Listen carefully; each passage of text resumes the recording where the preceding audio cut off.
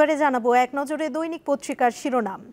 আমাদের হাতে রয়েছে দৈনিক যুগান্তর পত্রিকা, যার প্রধান শিরোনামে আমরা দেখতে পাচ্ছি পাচার 22 লাখ কোটি টাকা, বেশিরভাগ অর্থ লুট হয় এলসিতে। ফ্যাসিস্ট আওয়ামী আমলের পুরো সময়ে ব্যাংক লুট ও অর্থ পাচারে জড়িত ছিল মাফিয়ারা। এদিকে গুম প্রতিরোধ দিবস আজ, ফেরেননি 352 জন পথচেয়ে স্বজনরা। গুমের শিকার প্রিয়জনকে ফিরিয়ে দিন, স্বজনদের করুণ আকুতি।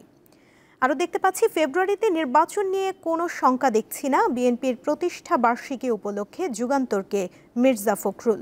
খালেদা জিয়া ও তারেক রহমান নির্বাচনে অংশ নেবেন, প্রার্থী বাছাইয়ে জরিপ চলছে, অপেক্ষাকৃত তরুণদের বেশি প্রাধান্য।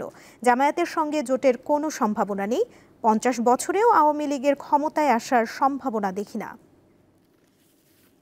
সমকাল পত্রিকার প্রধান শিরোনামে রয়েছে 6 দল নিয়ে এগোচ্ছে জামায়াত, বিএনপির সঙ্গে নিষ্ফল বৈঠক।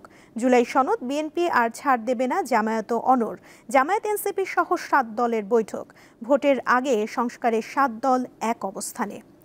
আগামী নির্বাচন ইতিহাসের সবচেয়ে ঝুঁকিপূর্ণ হবে, এ নিয়েও আরেকটি প্রতিবেদন দেখতে পাচ্ছি।